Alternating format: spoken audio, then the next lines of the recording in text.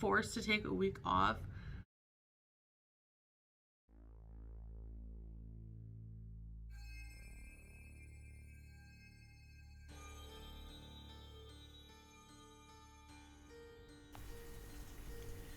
For the purposes of this video, imagine that I am a tall, slim, bearded Arab man in my late 20s with noodle arms and a really small understanding of the concept of sarcasm. And for the purposes of this video, my name is Halas. I've just met my future wife, aka the target, the mark, the victim, who we shall also call Moody Judy, and I'm about to take her home to my apartment, which, let's be honest, is not exactly how I described it. Judy is under the impression that I have a good place, one that is suitably furnished and who has all the necessary amenities, one that is suitably furnished and has all the necessary amenities, that it is the quintessential bachelor pad, but more than enough for a young, newly married couple. What I have is, in reality, a very standard studio apartment for a man in my position in the country that I reside in. By North American standards, did I mention that Moody Judy is North American? It'd probably be considered not even fit to be a student accommodation, and definitely would not be passing any housing inspections. The point is, it is not what Judy is expecting, and it is not what Judy is used to. The scene. The front door to an apartment. Halas. Welcome to our new home, Habibti, Tafali.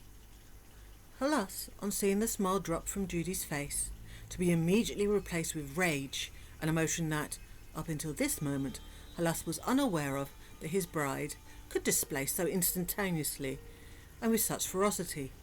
Halas, my sweet love, you look unhappy. Judy, her lips pulling back in a snarl, her eyes blazing with the fury of 1,000 suns. You're kidding, right? Halas, what? Judy, you've got to be joking. You expect me to live here? You said that you had a nice place. You said that you had everything I needed. You said that I would be happy here. You said that you would give me everything I wanted. You said that you would look after me. You said that you had worked hard to make everything as comfortable and as welcoming as possible. You lied. You're a liar. You lied to me. Halas. But Habibti. Judy. But what, Halas? What? You lied. You're a liar. You're just as bad as everyone else. How could you do this to me? You said you loved me. You said you would do anything for me, that you would protect me and look after me and give me everything I wanted and needed. Me. Halas, you told me you were smaller. Judy? Halas, you lied. You said you were chunky. Judy. But? Halas, you're at least twice the size of what you told me you were. At least. You said you were chunky. Judy. That's not the same. Halas. You lied. You're a liar. You lied. Halas and Judy continued to argue in the same vein for the remainder of the evening and long into the night, spending their first night together fluctuating between shouting at one another and solely silence. And so, the fairy tale begins. Before we start, I want you to notice that Foodie has her sassy pants on. So for this video, and this video only, Foodie will be referred to as Chantel, as befitting to those who are wearing their fanciest of sassy pants. Chantel only wears her sassy pants when she's trying to refute a rumour or an accusation, while also wanting to appear as if she absolutely, without question, and don't you mistake it, gives a shit about said rumours and accusations. It's also worth noting that the more scandalous the rumour or accusation, the darker the lipstick. If it's the dark red, it's usually because Salah has been caught doing something of an intimate nature with someone who is not, in fact, Chantel herself. But don't worry about any of that nonsense. As long as Salah makes sure his face is not in any of the evidence, he'll get away with it. Because as we all know, no face, no case. So today's subject is actually something I've been wanting to talk about sort of since I got here. I feel like people have already talked about this ad nauseum, but maybe you should hear it from me. So the apartment that you're seeing circulating online before we lived here. Bathroom. This is the bathroom for the room I want to rent. And this is the kitchen.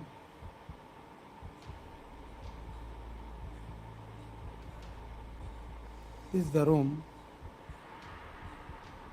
You see? Already it's big room and they make it half and they make like gypsum board. This is the room, like 3 meter by 4.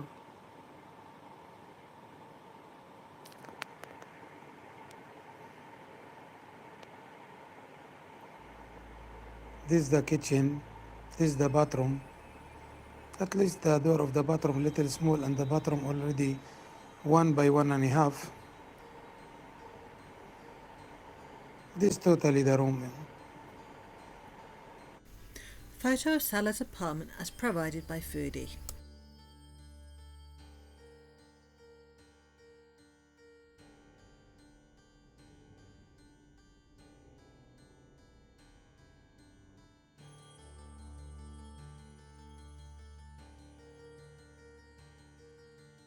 Was Salah's apartment.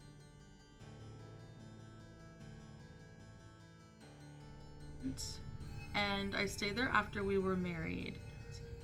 I'm really trying hard not to address rumors and negativity because it just keeps going and going, and I realized that if I learned anything, being forced to take a week off being forced to take a week off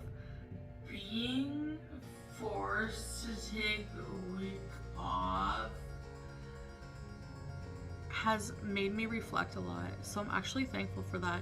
Salah comes from a family home. He lived with his father and his sisters, and he decided at some point to move away and get some independence on his own, and therefore he found I guess you would call it like a bachelor pad.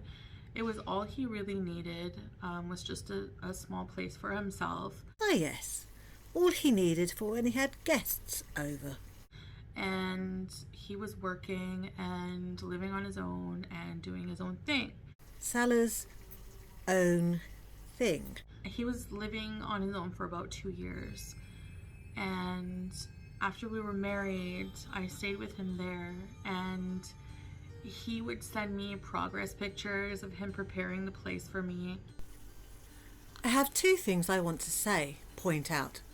Call me naive, but why would he send you pictures of his progress of the apartment after you moved in? So if you meant to say before you moved in, why didn't you mention them and all the work he was doing to prepare for your arrival then? And, I lied, there's 3 things. Also, what progress? Where is it? I'd hate to know what it looked like before you made any progress.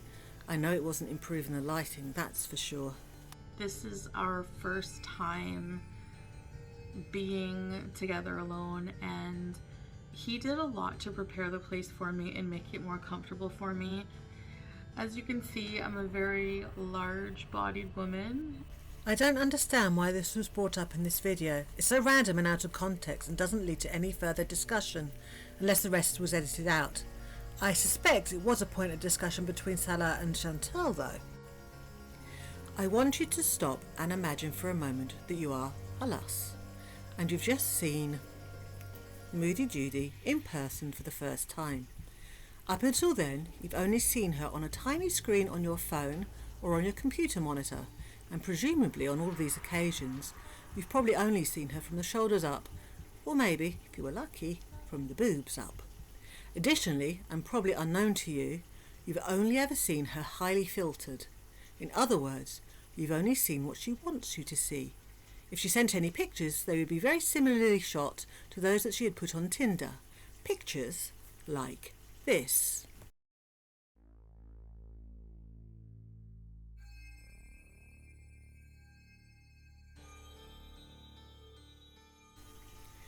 You know she's a larger woman. You've seen her videos. But what you have failed to grasp is the sheer magnitude of her actual dimensions. And indeed, how short she really is also. So there you are, at the airport, and before you, pushing a trolley full of luggage, is your future bride, almost as round as she is tall.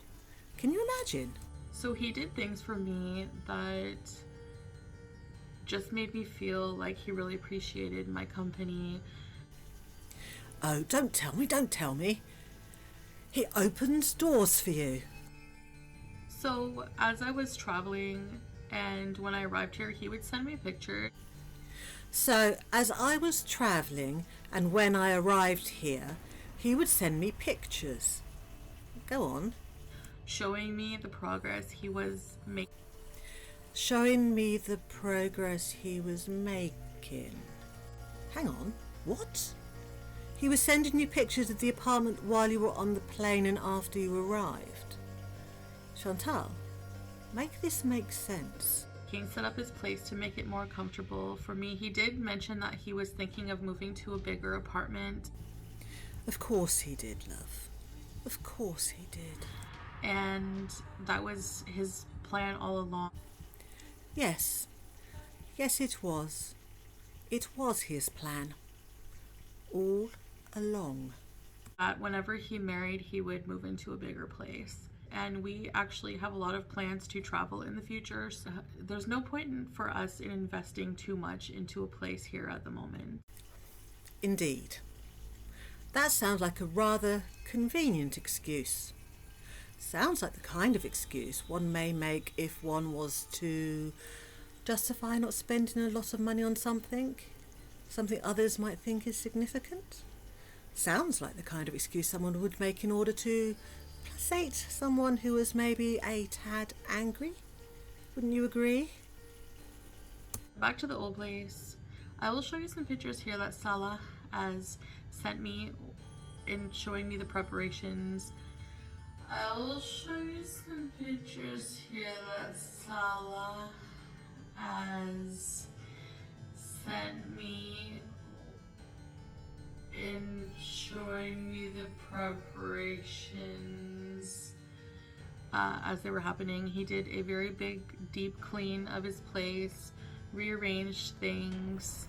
He did purchase a larger bed as he had a very small bed before. He got me some Bath and Body Works candles because I did say that I really enjoyed those. So he went out of his way just to like do little things like that would make me comfortable.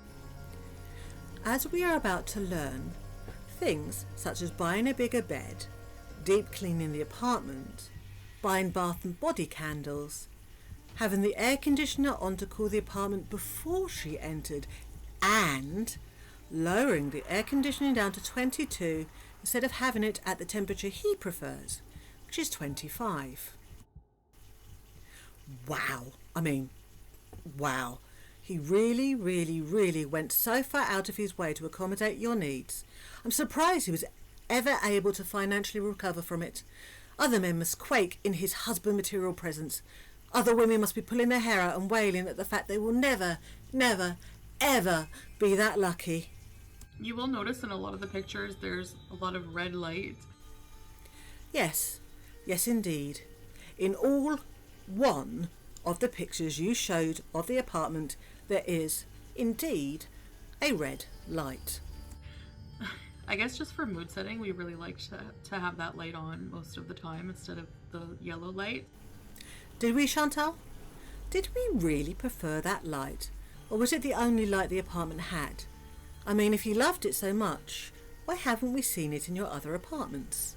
So even though the apartment was small, it was quite charming. Chantal uses the word charming in the same way that I use the word special. I didn't come to Kuwait for an apartment. I came to Kuwait to be with my husband and make travel plans. And everyone knows how well that will go in the future. So yeah, that apartment, I know it doesn't look like much to most. There were a lot of good memories made there. Whenever I first got to the apartment, and I remember walking in. And I remember walking in. Chantal, it was just over 2 months ago. It's not a fond memory from your childhood. just feeling almost right at home right away.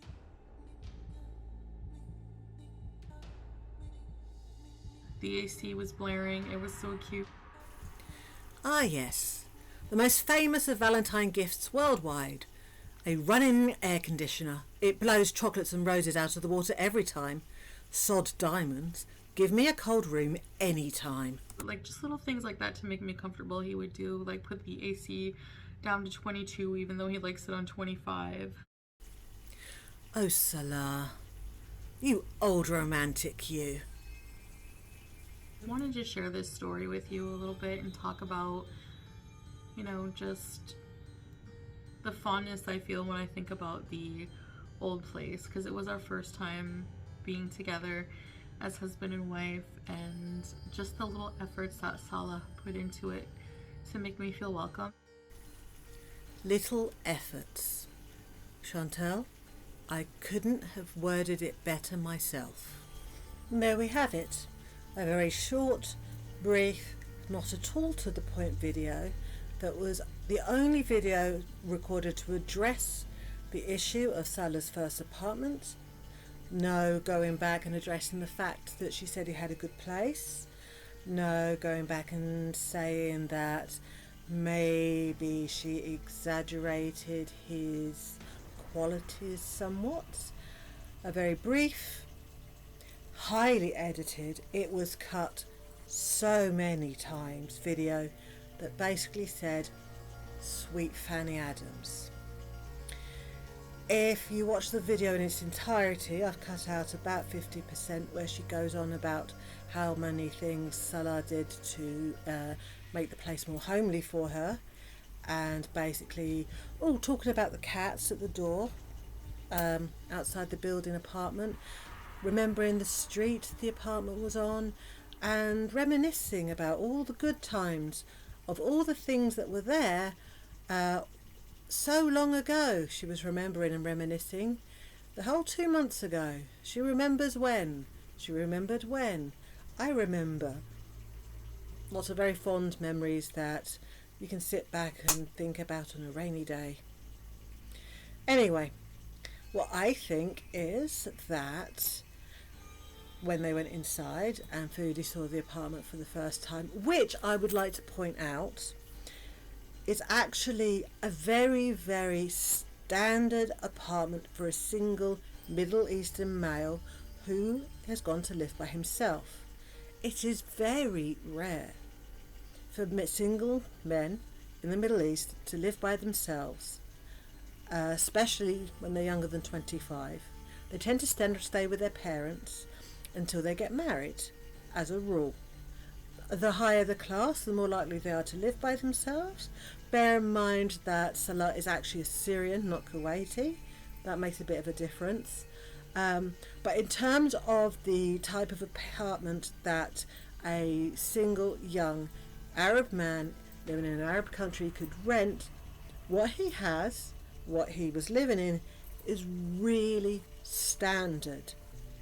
You do not live in a Middle Eastern country unless you're from the very high upper classes, maybe the upper middle classes, and have an apartment that, to a standard that you would expect as a Westerner.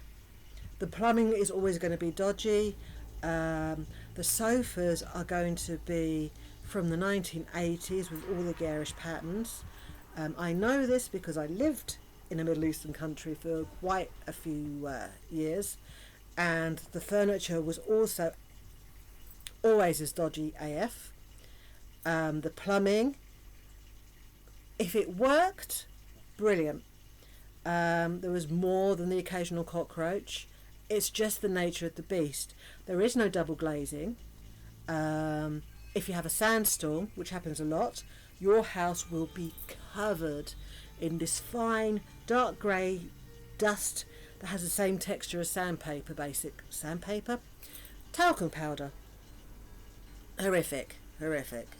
Air conditioning comes as standard because it has to, but basically you rent the apartment. The walls, there's no wallpaper, don't expect that. The floors will be just concrete, or if you're lucky, tiling. sometimes vinyl. If you have a washing machine, you're lucky. Hot water, you're lucky. Shower, you're lucky. So actually Salah's place wasn't bad at all by the standards of a single man and what he is able to rent in a Middle Eastern country. But of course it's not what he portrayed, and it's not what Foodie is used to. So I would imagine the first couple of days would be a lot of discussions about how he lied, this isn't what he said, and a lot of counter arguing saying that basically, I know I lied, I'm sorry, but I was ashamed. I didn't want to lose you. You're too important to me. The most important thing is that we get married and we start our future together. And also, as mentioned by Foodie, that the money is better spent on our future, on travelling, creating a home together, that we both starting from scratch. I'd also imagine, in part, I wouldn't have mentioned this at all if it hadn't been mentioned in the video. Very suddenly in the middle, and completely out of context, and without any justification as to where the narrative was going, Foodie mentioned, I am a very big woman. Now, I think this was in the forefront of her mind because I believe it was probably something that was brought up when Salah and Foodie were discussing the whole, you lied to me, this apartment's not what you said. Because, as we know, and self-reported by Salah himself, Foodie was larger and shorter than he expected. And so basically, a good way of disarming an argument is basically to be able to throw back, but you lied to me also. Okay? So what we got is a video of Foodie with her sassy pants on, doing the whole I'm sassy movement thing that I cannot do. Not even as a joke, because I'm not sassy. I can't do the whole, you know that thing that Foodie does in videos when she's got her full face of makeup on, particularly the dark red lipstick, where she does this whole thing and she talks like this and her eyebrows are up and she's very, in a weird way, flirty when she's trying to say, I personally could give a shit. That sort of thing. Well, we've got this in the video, slightly muted lipstick because Salah hadn't had a chance to do anything naughty yet. So basically here she is doing her standard sassy pants, everything that you believe is not true, and even if it is true, who gives a shit speech, with all her mannerisms and all her things in place. And basically, right, it's not what she expected, it's not what she told us, it's not what she was told, but in the end of the day, who cares, because I'm married and that's all that matters. Because even if it was a literal deal breaker, there is no way on this earth Foodie would have come back to Canada with her tail between her legs and basically had admit to her haters, I was wrong, you were right, it was a con. Never ever ever in the history of ever. Even if the first apartment turned out to be a hole in the ground or a cardboard box under a bridge, Foodie would not have come back and told us, you were right guys, he was lying. Anyway, I have nothing to add. It's not very scientific, there's not exactly hard evidence, but anybody with 2 brain cells can see, basically, yeah, she was lied to, she had to swallow her pride and pretend it didn't matter. And so, with that thought of Foodie swallowing pride, no, I'm not going to say that because that's mean, but you probably know where I'm going. I will leave you all and thank you for watching and being patient to this not particularly professional video. And before I go, Foodie Beauty, it's pronounced knickers. Okay? Thank you.